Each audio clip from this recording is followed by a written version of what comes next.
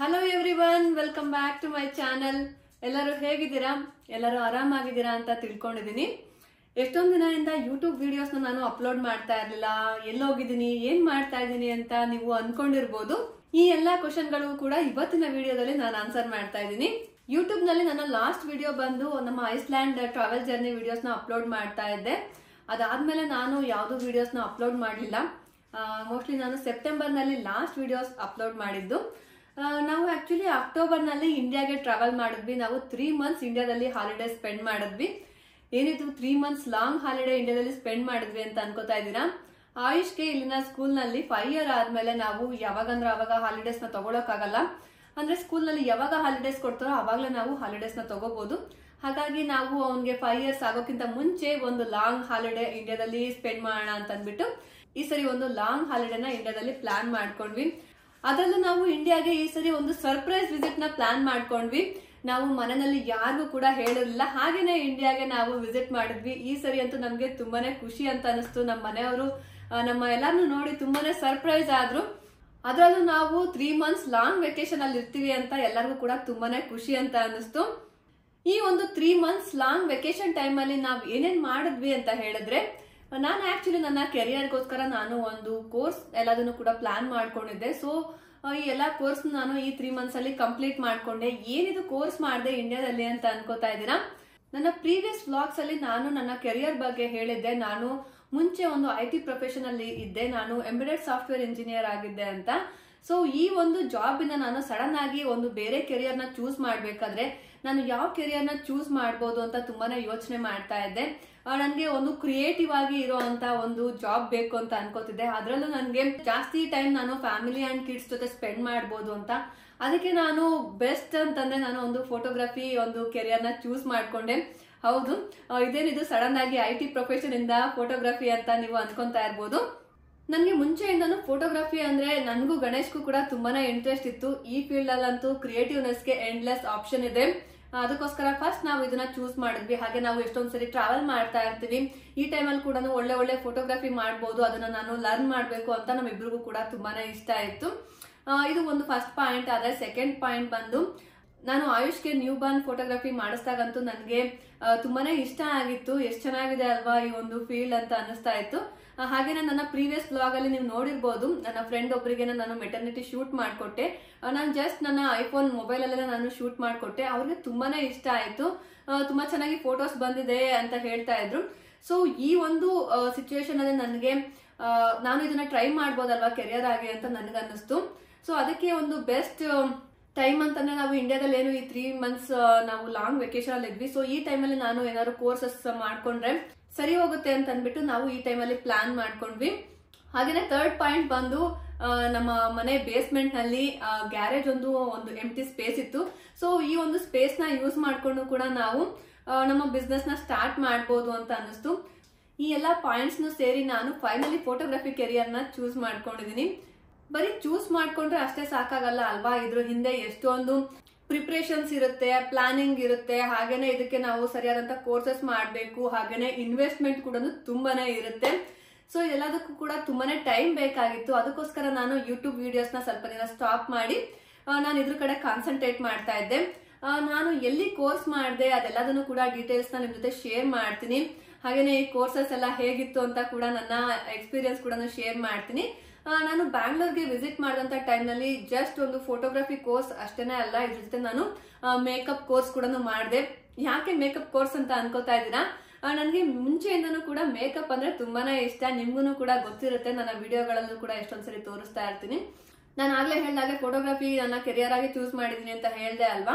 ನಾನು ಪರ್ಟಿಕ್ಯುಲರ್ ಆಗಿ maternity and newborn ಬೇಬೀಸ್ಗೆ ಫೋಟೋಗ್ರಫಿ ಮಾಡೋಣ ಅಂತ ಅನ್ಕೊಂಡಿದೀನಿ. ಸೊ ಈ ಒಂದು ಫೋಟೋಗ್ರಫಿಗೆ ಬರೋ ಅಂತ ಕ್ಲೈಂಟ್ಸ್, ಎಸ್ಪೆಷಲಿ ಮೆಟರ್ನಿಟಿ ಫೋಟೋಶೂಟ್ಗೆ ಬರೋ ಅಂತ ಕ್ಲೈಂಟ್ಸ್ಗೆ ಮೇಕಪ್ ಸರ್ವಿಸ್ ನ ಪ್ರೊವೈಡ್ ಮಾಡಬಹುದು ಅಂತ ನಾನು ಒಂದು ಮೇಕಪ್ ಕೋರ್ಸ್ ಕೂಡ ನಾನು ಬೆಂಗಳೂರಿನಲ್ಲಿ ಮಾಡ್ಕೊಂಡೆ.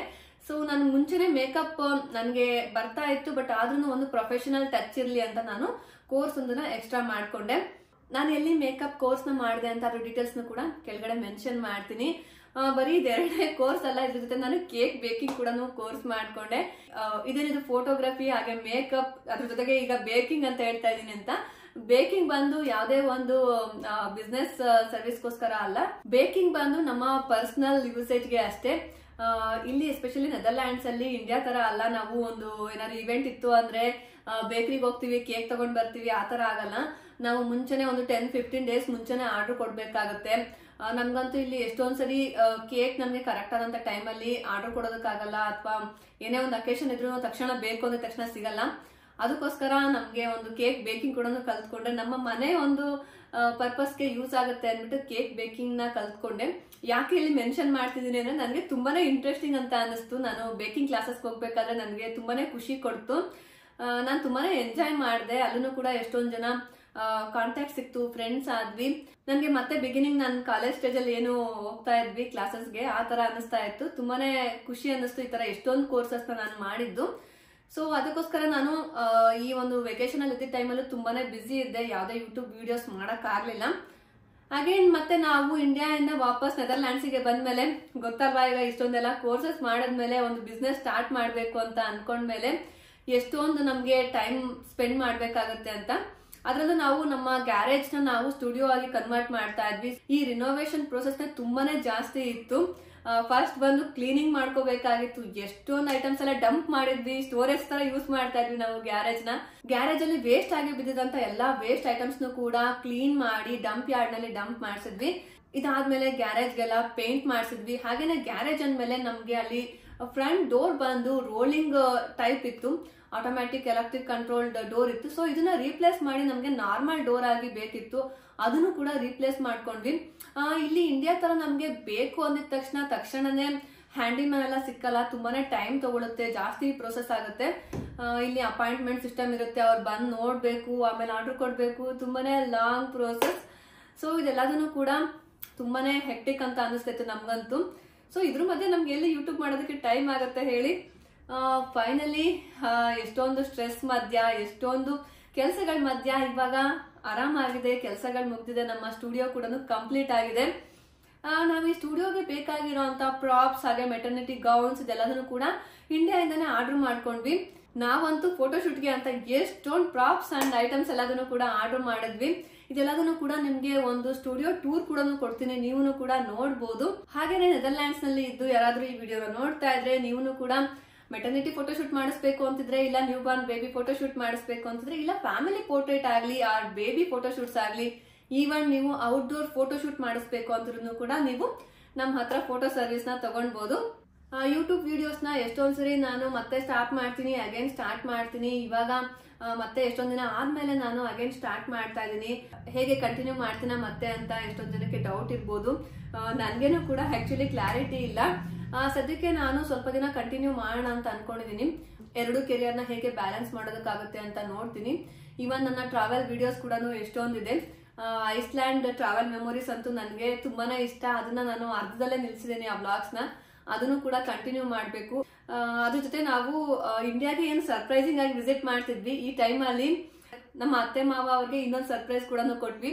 ನಮ್ಮ ಅತ್ತೆ ಮಾವ ಅವ್ರನ್ನ ದುಬೈಯಲ್ಲಿ ಪ್ಯಾಕೇಜ್ ಟ್ರಿಪ್ ಬುಕ್ ಮಾಡಿದೀವಿ ಅಂತ ಹೇಳಿ ನಾವು ಅಲ್ಲಿಗೆ ಬರೋದಕ್ಕೆ ಹೇಳಿದ್ವಿ. ನಾವು ಅವ್ರನ್ನ ಅಲ್ಲಿ ಸರ್ಪ್ರೈಸ್ ಆಗಿ ಮೀಟ್ ಮಾಡಿದ್ವಿ. ಹಾಗೆ ದುಬೈನಲ್ಲಿ ನಾವು ಅವ್ರ ಜೊತೆ ಟೈಮ್ ಸ್ಪೆಂಡ್ ಮಾಡಿದ್ವಿ. ಈ ಮೆಮೊರೀಸ್ನು ಕೂಡ ನನಗೆ ಶೇರ್ ಮಾಡಬೇಕು ಅಂತ ತುಂಬಾನೇ ಇಂಟ್ರೆಸ್ಟ್ ಇದೆ. ಸೊ ಕಮ್ಮಿಂಗ್ ಡೇಸ್ ಅಲ್ಲಿ ನೋಡೋಣ ಹೇಗೆ ವ್ಲಾಗ್ಸ್ ನ ಪೋಸ್ಟ್ ಮಾಡ್ತೀನಿ ಅಂತ. ಇವಾಗ ಸದ್ಯಕ್ಕೆ ನಾನು ಇಷ್ಟೊಂದು ದಿನ ಆದ್ಮೇಲೆ ಯೂಟ್ಯೂಬ್ ವಿಡಿಯೋಸ್ ನ ಯಾಕೆ ಸ್ಟಾಪ್ ಮಾಡಿದ್ದೆ ಅಂತ ನಿಮ್ ಜೊತೆ ಈ ವಿಷಯನ ಶೇರ್ ಮಾಡಿದೀನಿ. ನಿಮ್ಮೆಲ್ಲರ ಜೊತೆ ನನ್ನ ಹೊಸ ಕೆರಿಯರ್ ಬಗ್ಗೆ ಶೇರ್ ಮಾಡ್ಕೊಂಡಿದೀನಿ. ನಿಮ್ಮೆಲ್ಲರ ವಿಶಸ್ ಹಾಗೇನೆ ಆಶೀರ್ವಾದ ನಮ್ಮ ಜೊತೆ ಖಂಡಿತ ಇರುತ್ತೆ ಅಂತ ತಿಳ್ಕೊಂಡಿದೀನಿ.